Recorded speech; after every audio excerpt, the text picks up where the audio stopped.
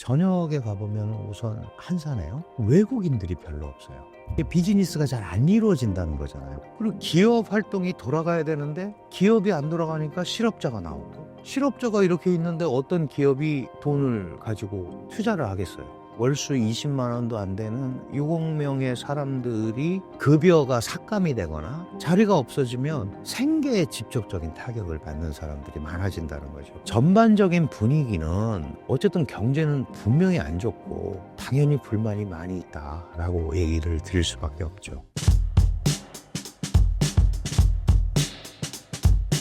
교수님께서는 중국을 자주 방문하신다고 들었습니다. 현재 중국 경제 상황은 어떤 편인가요?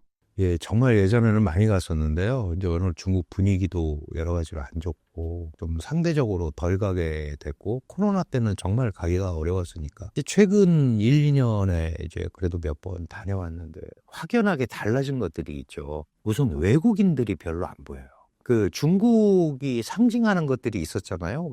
아침마다 자전거 타고 출근하는 어마어마한 근로자들, 그 다음에 도시를 꽉 채운 사람들, 그 중에 보면 외국인들도 있고, 그 다음에 상해나 이런 데 가면 외국 기업들이 R&D 센터라든지 그 다음에 금융기관들이 딱 포진해 있고, 이런 것들이 우리가 이제 중국을 표면적으로 보는 그런 거였단 말이죠. 그런 것들이 식당이나 이런 데 가면 굉장히 활발하게, 슈퍼나 그 소위 마켓에 가면 쇼핑센터 이런 데 있었는데 저녁에 가보면 우선 한산해요. 외국인들이 별로 없어요. 이게 비즈니스가 잘 안 이루어진다는 거잖아요. 꼭 무슨 뭐 밥 먹어야 비즈니스가 되는 건 아니지만 그 접촉면이 굉장히 약해지고 있다. 이런 것들이 이제 표면적으로 보여지는 현상이고, 수치적으로도 좋지 않은 현상들이 많이 나타나죠. 예를 들면 이제 중국 경제의 보통 3대 축이라고 하는 내수, 투자, 수출, 이런 걸 보통 이제 3대 축이라고 하는데, 중국은 어쨌든 내수가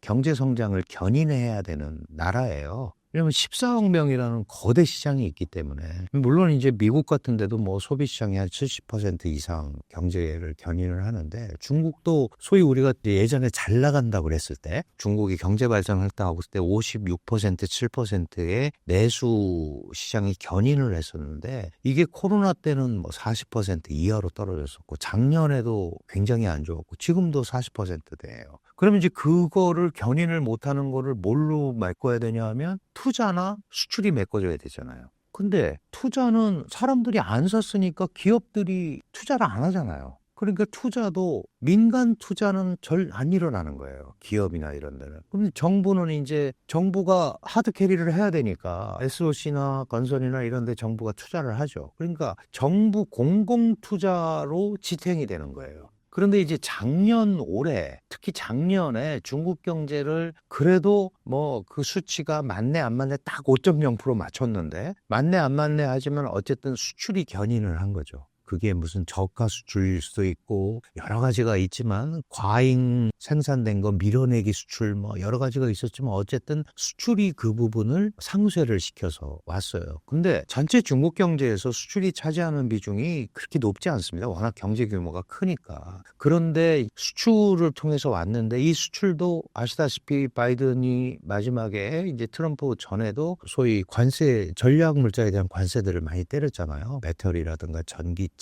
태양광 이런 데 대해서 2배, 3배의 관세를 때렸단 말이죠. 그러니까 이런 밀어내기 수출도 어려워지는 거죠. 지금 이제 올해 그런 것들이 삼중고로 온 거예요. 그러니까 성장은 하고 있지만, 그래도 5%를 뭐 만들어냈든 어쨌든 성장을 하고 있으니까 이머징 마켓이기는 한데 활력이 없는 거죠. 그리고 기업 활동이 돌아가야 되는데 기업이 안 돌아가니까 실업자가 나오고, 실업자가 이렇게 있는데 어떤 기업이 돈을 가지고 투자를 하겠어요. 국민들도 돈이 생기면 너무 주변이 안 좋으니까 여유자금으로 저축을 하는 거예요. 그러니까 은행엔 돈이 많아요. 근데 그게 은행이라는 게 예대 마진으로 사는 데잖아요. 그러면 빌려줘서 대출금리하고 뭐 이렇게 해가지고 그걸 받아가지고 은행을 유지를 해야 되는데 돈을 안 빌려가는 거야, 기업들이. 그러니까 이 유동성 함정이라는 게 그런 거죠. 돈을 엄청 풀었는데 돈을 안 써. 돈을 써야 돌아가는데 지금 딱 그런 데 걸려 있는 거예요. 그래서 이제 얼마 있다가 양회라는 게 열리잖아요. 그러면 이제 그런 시장을 어떻게 끌고 갈 건지. 물론 작년 12월에 경제공작회의라는 걸 먼저 합니다. 올해 이제 경제를 어떻게 하겠다. 그러면서 거기서도 보면은 이제 선별 발전 전략을 하겠다라고 또 공언을 했죠. 내수가 1번인데 이 내수 진작을 위한 여러 가지 조치들 중에 과학기술 쪽에 집중 투자를 해서 좀 이 내수도 좀 끌고 가보자. 근데 그게 어떻게 접합점이 생길지는 잘 모르겠어요. 그리고 뭐 지방채라든가 국채 발행 이런 것도 좀 과감하게 해서 일단 경기를 좀 활성화하겠다. 결국은 중국이 돌아가려면 돈을 써야 되는 겁니다. 내수. 그러니까 부가가치는 좀 덜 나오더라도 일단 돈이 돌아야 되잖아요. 우리도 뭐 그런 경우 많잖아요. 내가 이거 팔아서 남는 것도 없지만 월급 주고 그러려면 이렇게라도 해서 월세 내고 하려면 돌아가야 된다. 이런 메커니즘으로 오는 거죠. 그게 이제 적극적 재정 정책 이제 이런 표현을 쓰거든요. 그러니까 통화 정책이라든가 재정 정책을 작년보다는 조금 더 확장하려는 생각은 가지고 있는 것 같습니다. 그래서 갑자기 경기가 확 살아나거나 이러기는 쉽지 않겠지만 어쨌든 조금 더 이 정부의 정책 의지가 경기 활성화 쪽으로 가고 있는 거는 확실한 것 같습니다. 리커창 총리가 월 수입 19만 원이 안 되는 사람들이 6억 명이라고 한 적이 있습니다. 실제 중국 중산층, 서민들의 삶은 어떤가요?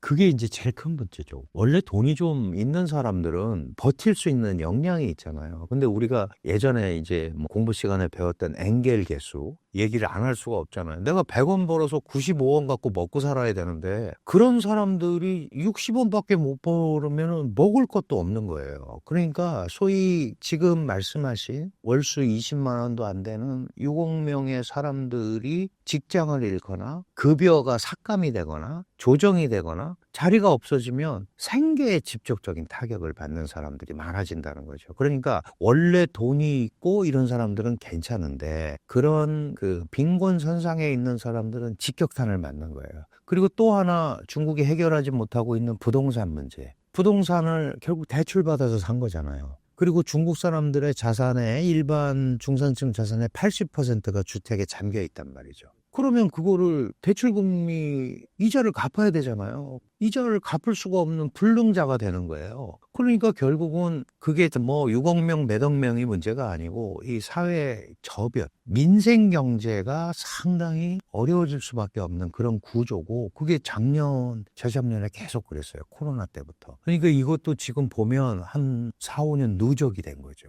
그러면 이제 이런 것들이 과연 정책 의지만 갖고 해결이 될 거냐 이렇게 푼다고 그래서 딱 작년에 9월 24일부터 조치들을 여러 개 했어요. 시장 활성화 조치들. 우리 돈으로 따지면 한 2천조 원 정도가 투입이 되는 거예요. 우리 예산이 600 몇십 조잖아요. 그러니까 그런데 그걸 자세히 보면 민간한테 직접 가는 게 아니고 부동산 회사 안 망하게 하는 자본. 주식 증권에서 안 망하게 하는 관리 자금 이런 걸로 많이 들어간단 말이죠. 중국에서는 좀 더 직접적으로 돈이 돌아갈 수 있는 데를 해야지 그렇게 우회적인 방법으로 막으려고 하다가 이게 더 상처만 곪게 된다라는 얘기를 하는 거예요. 그래서 전반적인 분위기는 어쨌든 경제는 분명히 안 좋고 다만 시진핑 체제가 이 사태의 심각성을 이제 2년간 봤으니까 늦었더라도 이런 활성화 조치들을 과감하게 하는 게 그게 이제 사회주의 정권의 입장에서는 사회주의성의 소위 손상이 온다거나 자칫 미국한테 굴복하는 인상을 준다거나 이런 것들을 제일 피하고 싶은 거거든요. 근데 그런 거가 이제 소위 우리가 얘기하는 이데올로기적 속박이잖아요.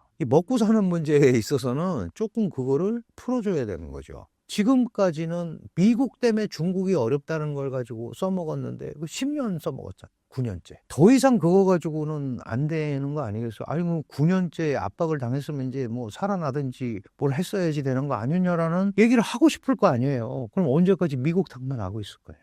중국이 대국이라며. 그럼 뭔가 그런 자구책이라고 그럴까? 이런 것들을 중국 내부에서 할 수 있는 것들을 좀 이렇게 움직여서 가는 이런 조치들이 올해는 좀 나와줘야 된다. 그래야 그 소위 하층 민생의 일선에 있는 이런 데가 좀 해결이 될 수 있다. 이렇게 봅니다. 중국의 가장 큰 문제가 내수 붕괴일 텐데요. 언제 시작된 걸로 보시나요? 내수라는 거는 물건을 사는 거잖아요. 내수, 소비니까. 사실 워낙 사람이 많으니까. 내수도 여러 가지가 있잖아요. 뭐 고급 하이테크부터 자파까지 있는데, 자파라도 사서 써야지 돈이 돌 거 아니에요. 근데 경제 심리가 아직 안 풀린 거예요. 민간 심리가.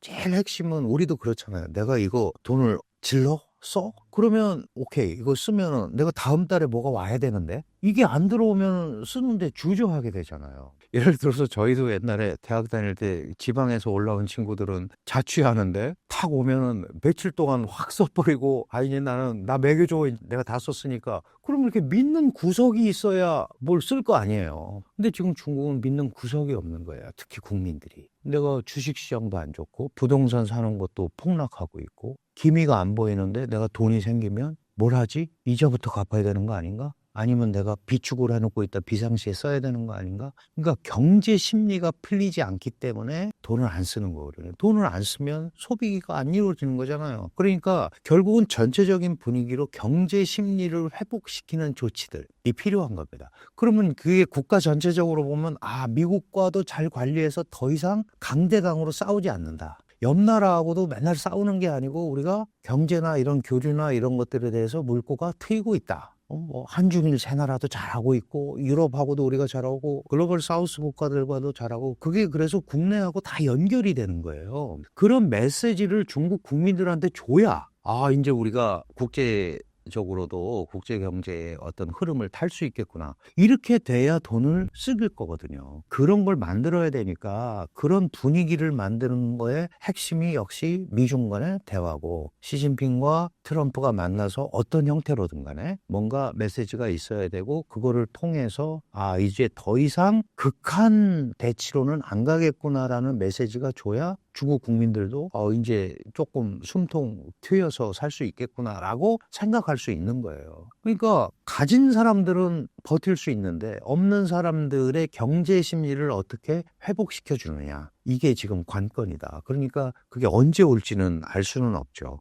그거는 이제 중국 국내 정책과 국제 정세와 특히 미중 간의 관계가 어떻게 흐름을 가지고 가느냐에 달려 있는 것 같습니다. 현 중국 경제 상황에 대해 중국 인민들의 반응은 어떤가요? 그렇죠. 지금까지는 인류가 처음으로 겪어본 코로나 팬데믹의 영향, 이거는 이제 봉쇄 정책을 했잖아요, 중국이. 봉쇄라는 거는 하여간 뭐 우리가 많이 봤지만 아파트 옆동 가기도 어려울 정도 봉쇄니까 국가 대 국가의 봉쇄는 말도 못하고. 사실 호주 같은 데는 완벽한 봉쇄를 했어요. 근데 호주는 돈이 많잖아요. 그러니까 내가 먹고 살게 해줄 테니까 움직이지 마, 그러니까 했는데 여기는 그게 아니잖아요, 중국은. 그러니까 이게 인류가 처음 맞는 엄청난 전염병이기 때문에 우리가 견뎌야 돼 라고 얘기했고, 그 다음에 미국이 우리를 못 살게 굴어서 이렇게 어려운 거야를 계속 써먹고 온 거예요. 그런데 이게 다른 나라들 보니까 막 움직이고 뭐 이렇게 하는데 왜 우리는 아직도 이래라고 하면 불만이 쌓이게 돼 있죠.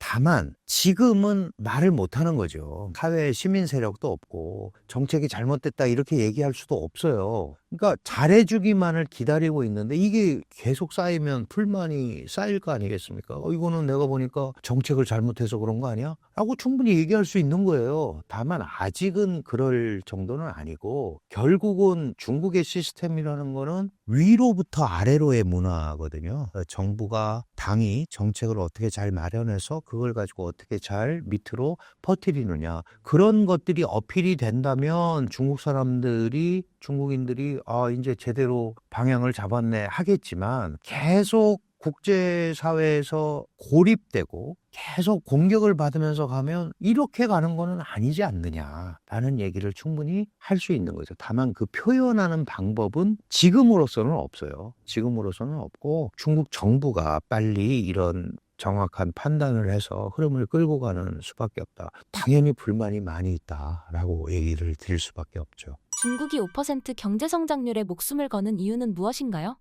이제 여러 해석이 있는데요. 사실은 5%가 왜 중요하냐면, 중국이 2049년 중화인민공화국 수립 100주년 때 세계 최강의 국가가 되겠다는 게 꿈이에요. 그게 두 개의 100년이라는 표현을 써서 첫 번째가 공산당 창당 100년인데 이때는 중산층 사회를 만들고 근데 이제 코로나 때문에 이상하게 넘어갔어요. 2049년이니까 2050년이 되면 세계 최강의 국가가 되겠다. 이제 앞에 뭐가 생략이 된 거예요? 미국을 물리치고 세계 최강이 돼야 되잖아요. 그러면 명실상부하게 미국을 모든 분야에서 물리치려고 역산을 해보니까 연평균 4.78%를 계속 성장을 하면 2050년에 14억, 15억 거대 인구를 가지고 세계 최강의 국가가 될 수 있는 거예요.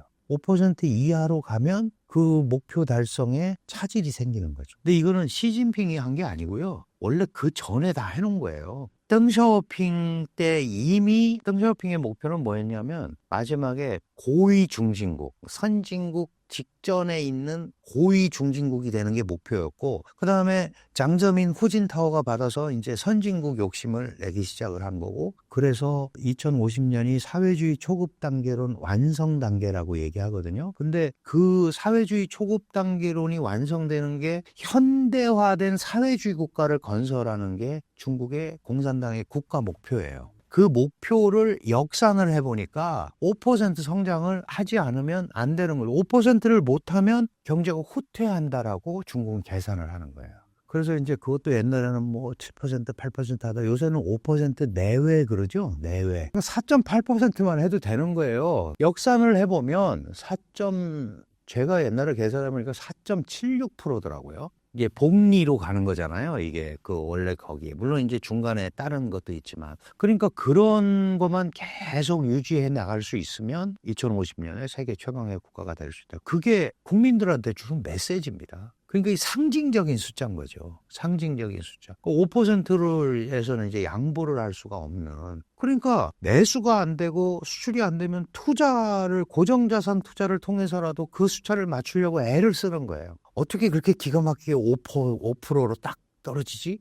이게 다 그런 비밀이 있는 겁니다. 아무리 지방 물동량, 전기 사용량 다 더해봐도 5%가 안 되는데 어떻게 발표는 5%로 한단 말이에요? 지금도 양회가 열리기 전에 각 지방 정부가 올해 경제성장 성별 경제성장을 다 올려요. 지금 이제 그걸 취합을 해서 3월 달에 중앙정부가 발표를 하는 거거든요. 지금 그것도 평균 한 5.4% 나와 있어요. 그러니까 그렇게 하는 거예요. 왜냐하면 중국의 경제 발전의 주체는 지방정부잖아요. 중앙정부는 관리만 하는 거고. 각 성정부 이런 데서 어쨌든 하는 거 아니에요? 그러면은 내년에도 올해도 결국은 5% 내외. 이렇게 해서 계속 갈 수밖에 없는 거죠. 그게 상징적인 숫자라는 개념. 그 계산은 중국이 1년에 취업에 필요한 취업 일자리가 한 1200만 개 정도 필요하거든요. 그거 유지하고 그러려면 그 정도 성장이 이루어져야 신규 취업 인력을 그대로 받아들이고 갈 수 있다. 이런 취업을 중국 내에서도 할 수 있지만 외자 기업도 들어와야 되고 외자도 들어와야 되잖아요. 이런 것들을 종합적으로 판단했을 때 경제 성장률 5%